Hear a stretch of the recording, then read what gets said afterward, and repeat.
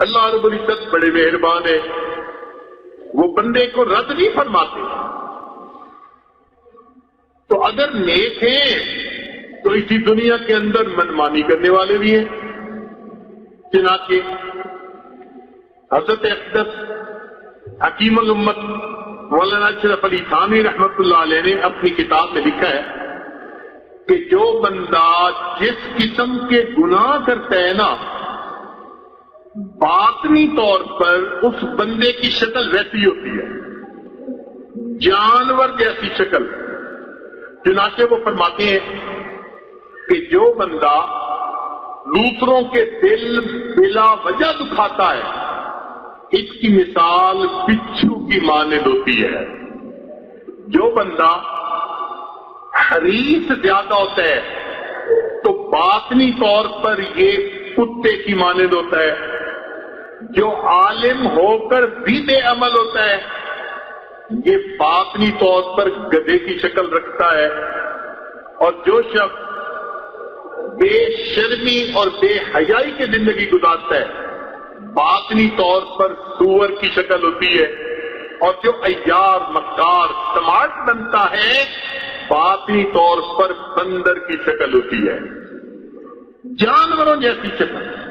حضرت مولانا احمد علی لاہوری رحمۃ اللہ علیہ اپنے درس قرآن میں اپنا واقعہ خود سناتے تھے۔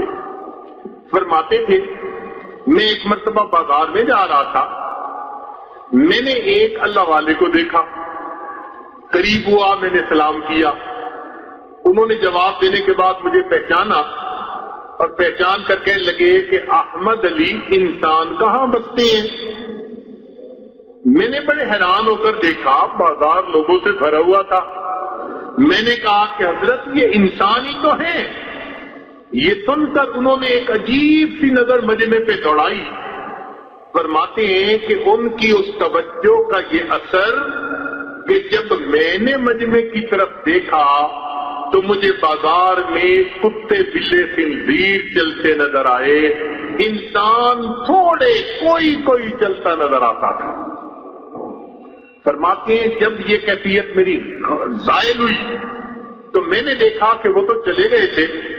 چنانچہ میں گھر واپس آیا، حضرت یہ واقعہ اپنے درس قرآن میں سنا کر کہا کرتے تھے کہ لوگوں، مالک تو سب کا ایک، مالک تو سب کا ایک، مالک کا کوئی ایک، مالک تو سب کا ایک، مالک کا کوئی ایک، ہزاروں میں نہ ملے گا، لاکھوں میں تو دیکھ۔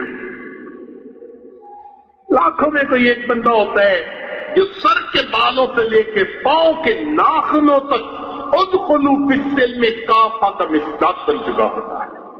یہ ہیں صحیح وہ بندے کہ جن پر اللہ کے نیک بندوں کے لفظ کا اطلاق ہوتا ہے، اللہ کو خوشی ہوتی ہے ان بندوں کو دیکھ کر۔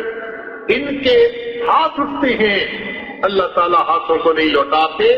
لو اقسم علی اللہ لابرہ، اگر یہ لوگ قسم کھا لیں، اللہ ان کی قسم کو کبھی ٹوٹنے نہیں دیتے، ان کی قسموں کو پورا فرما دیتے۔